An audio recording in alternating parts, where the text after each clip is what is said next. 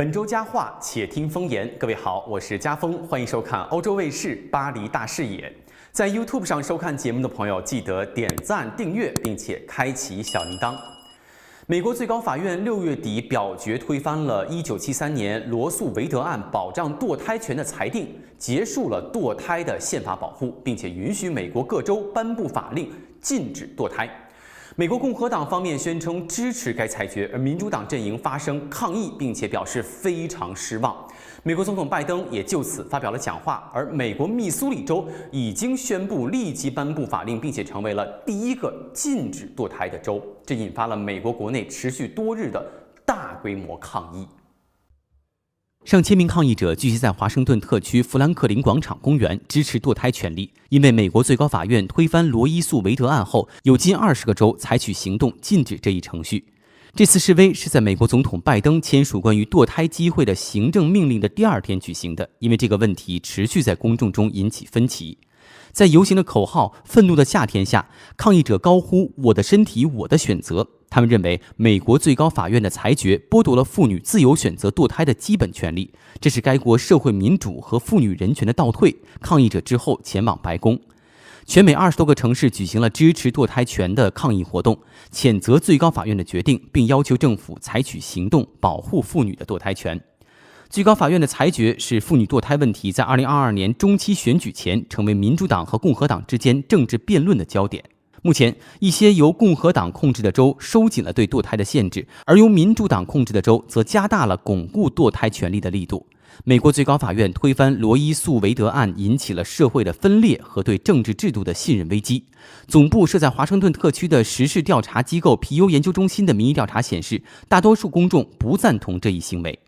6月24号，美国最高法院推翻了具有里程碑意义的罗伊诉韦德案的裁决。该裁决在近50年里确保了宪法规定的堕胎权。超过10个州先发制人地通过了所谓的触发法，旨在推翻裁决后立即或者是很快生效。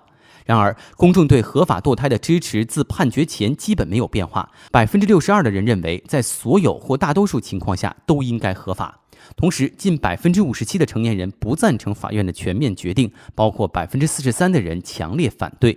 此外，近年来各党派在堕胎合法性问题上的分歧有所扩大，而保守派和自由派美国人在对法院判决的最初看法上也有很大的分歧。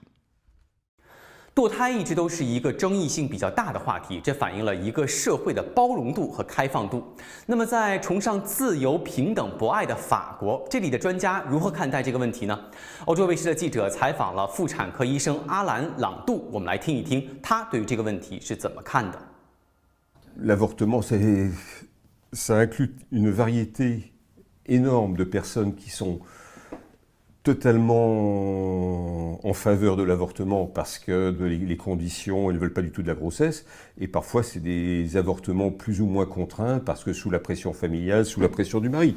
Donc, il est sûr que au niveau santé, quand c'est pas fait trop tard, en général, il n'y a pas de conséquences pour l'avenir. Les conséquences psychologiques dépendent fortement des motivations et des conditions dans lesquelles se passe. Alors disons que l'avortement est justifié quand il y a des conséquences sur la santé de la mère, que ce soit la santé physique, parce qu'elle ne peut pas supporter la grossesse, ou tout simplement psychologique, parce que c'est une grossesse qu'elle n'accepte pas, qu'elle refuse, et donc c'est problématique pour elle de conserver la grossesse. Oui, dans des viols, ça peut être aussi des personnes qui sont fragiles psychologiquement, qui ont déjà des grossesses nombreuses, qui ont des grossesses rapprochées, qui ne sont pas...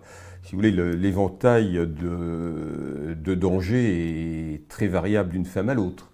Donc ça ne doit pas être un moyen de contraception, mais c'est un moyen d'éviter des problèmes de santé psychologique ou physique de la femme.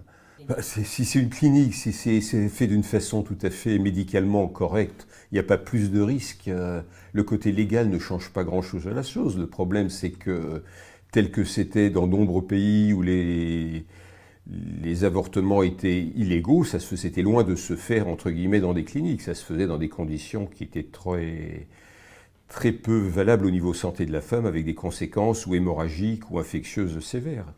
Donc l'impossibilité de faire un avortement dans de bonnes conditions, dans des bons délais, aboutit à des catastrophes ou vraiment des conséquences qui peuvent être graves au niveau santé publique. Psychologique, le côté illégal ne change pas grand-chose. Hein. C'est pas le fait que ça soit légal ou pas légal, c'est l'avortement en lui-même qui peut poser un problème, même dans le cas de viol pour certaines femmes. Et si en plus du traumatisme du viol, il y a des complications, qu'on est obligé de changer d'État, par exemple aux États-Unis ou en Europe, où quand c'était nombre d'États le refusaient, que ce soit la Belgique, je crois l'Espagne, la Pologne, ça posait des problèmes et de retard et de coûts qui ajoutaient au traumatisme du viol. Alors le problème, le système politique américain, c'est qu'en fin de compte, l'avortement n'est pas interdit, mais il se retrouve interdit dans certains États. C'est en fin de compte, à mon avis, tout simplement un signe supplémentaire de la fracture des États-Unis en deux blocs qui sont totalement irréconciliables. Et donc, ça réduit les États-Unis à 50 États, chacun ayant une autonomie qui devient de plus en plus importante dans nombre de domaines, que ce soit la législation sur la peine de mort, la législation sur le port des armes, la législation sur l'avortement. Donc il y a des États qui ont de moins de choses en commun entre eux.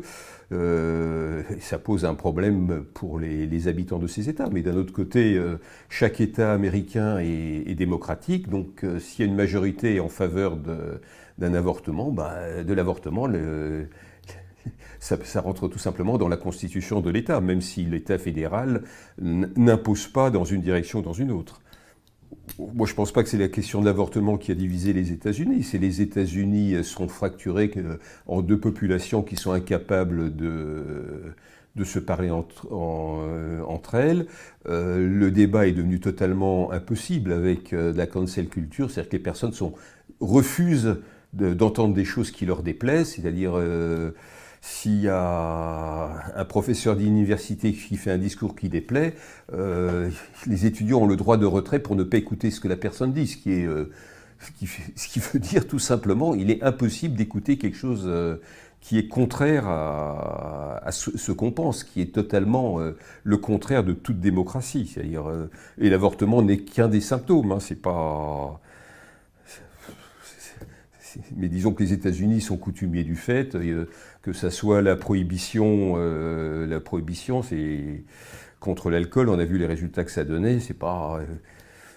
voilà, donc je pense que ça ne va pas exacerber, c'est tout simplement un des symptômes d'une maladie qui divise les États-Unis. On a vu les élections où il y a des camps tranchés qui sont avec d'avis différents, surtout sur ce qu'est la vie, sur ce que doit être une société. Et voilà, donc je ne pense pas que ça en rajoute. C'est vrai que ça exacerbe un plus les passions, mais bon, je pense que le problème de l'avortement, en gros, est quelque chose qui peut être, je dirais pas réglé. Il y a un problème de coût, il y a un problème d'organisation. Je pense tout simplement qu'il y a des associations qui devraient permettre le voyage de personnes qui n'ont pas les moyens vers des États où c'est possible. Tout simplement, c'est ce qui se faisait en France quand l'avortement, maintenant c'est 14 semaines, quand c'était beaucoup plus tôt les limites, tout simplement les organisations comme le planning familial organisaient des voyages aux Pays-Bas ou au Royaume-Uni pour faire des avortements plus tardifs. Hein, donc, et ça, en gros, je ne vois pas pourquoi ils ne peuvent pas s'organiser d'une façon différente aux États-Unis. Enfin bon, ça exacerbe le débat public parce que le débat public est exacerbé, mais moi j'y vois ça plus un symptôme que la cause d'une fracture du pays qui est préexistante. 就像法国妇产科医生阿兰·朗杜说的，对于堕胎问题的争论恰恰就反映了美国社会的分裂，这是意见矛盾无法调和的一个集中的体现。借用他的话说呢，美国民众对于政府的不信任是一个社会顽疾，而对于堕胎法的抗议，则是病灶所显现出来的一个症状。本周佳话，且听风言，感谢各位收看这一期的巴黎大视野。在 YouTube 上收看节目的朋友，记得点赞、订阅，并且开启小铃铛。我是家峰，咱们下期节目再见。